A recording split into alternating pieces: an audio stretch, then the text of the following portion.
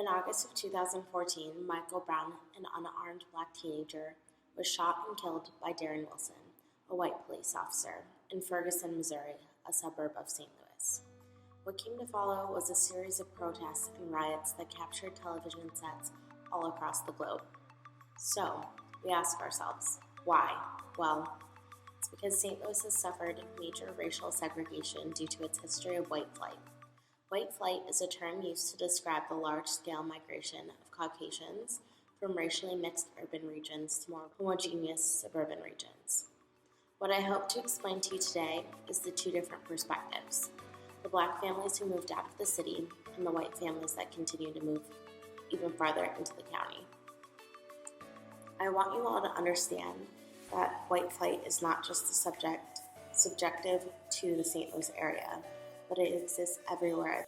That being said, today I want to discuss the specifics of the town of Spanish Lake.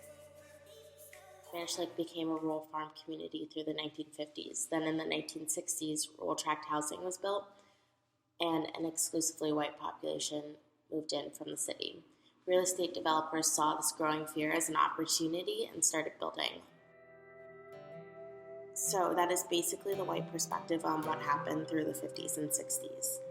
So now I want to give you a little detail on what was happening at the time within the African American community. So the starting point we are going to use for the African American perspective is the creation of Pruitt-Igoe. Pruitt-Igoe was a series of 33 large urban housing project buildings in downtown St. Louis, first occupied in 1954.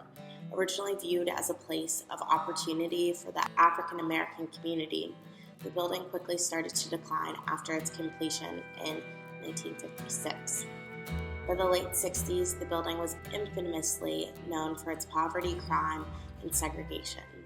The buildings were completely demolished in the mid-70s. The project has become an icon of urban renewal and public policy planning failures. Mark Loix, the Controlled Demolition Inc.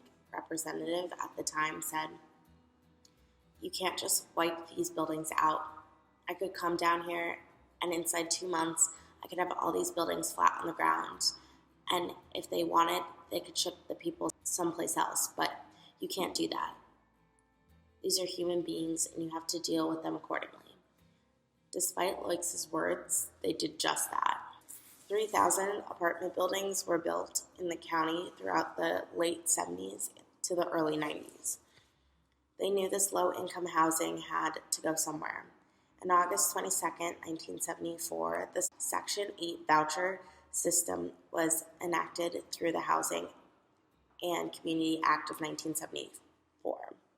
Black families from Pruitt-Igoe started moving into the apartment complexes. In the 90s, real estate brokers would blockbust areas like Spanish Lake. Blockbusting was a business process of the U.S. real estate agents and building developers to convince white property owners to sell their houses at low prices out of fear that racial minorities would soon be moving into the neighborhood.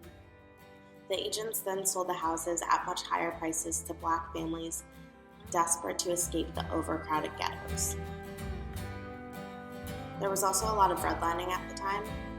Redlining is the practice of denying services either directly or through selectively raising prices to residents of certain areas based on racial or ethnic makeup of those areas. So now we get to the 2000s, where Spanish Lake is now 55% black and 44% white. There was a higher population of children than before. 1/3 of the population was under the age of 18. There was a good number of single-parent households, and 11% of the population lived below the poverty line. The St. Louis County government made no adaptations for this change in the community. There were no sidewalks added, and the schools were becoming overcrowded. Countryside Apartments, a complex with a lot of Section 8 housing, had a similar fate to the Pruitt-Igoe. The conditions of the housing were not maintained by either the government or the residents. The complex became a dangerous place for crime. So what does Ferguson and Spanish Lake have to do with me?